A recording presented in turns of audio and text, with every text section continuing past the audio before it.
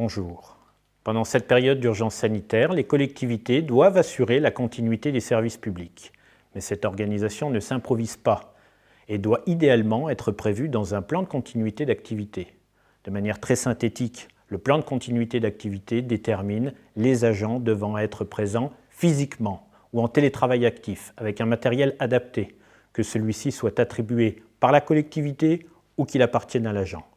En cas d'impossibilité de télétravailler, l'agent est placé en autorisation spéciale d'absence. Chaque collectivité identifie là où les personnes qui continueront à assurer les missions essentielles, parmi lesquelles on retrouve le paiement des factures, car il ne faudrait pas mettre encore plus en difficulté les entreprises et les délais de paiement n'ont pas été modifiés, le versement des paies des agents, les services d'état civil, d'eau, d'assainissement ou de collecte et de traitement des déchets. Ainsi, seuls les agents publics qui participent au plan de continuité d'activité en présentiel, secrétaire de mairie si le télétravail n'est pas possible, ou agents techniques, se rendent effectivement sur leur lieu de travail. Et le maire ou le président de PCI, en tant qu'employeur, devra leur délivrer un justificatif de déplacement professionnel et leur garantir des conditions d'hygiène et de sécurité optimales.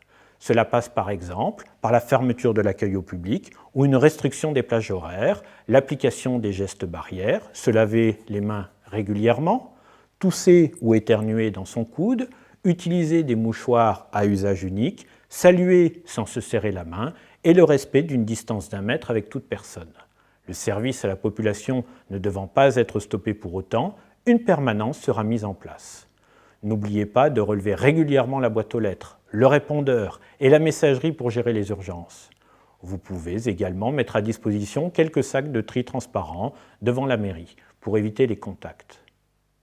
Retrouvez de plus amples informations sur le site du Centre de gestion de Meurthe-et-Moselle et de l'ADM 54. À bientôt. Prenez soin de vous.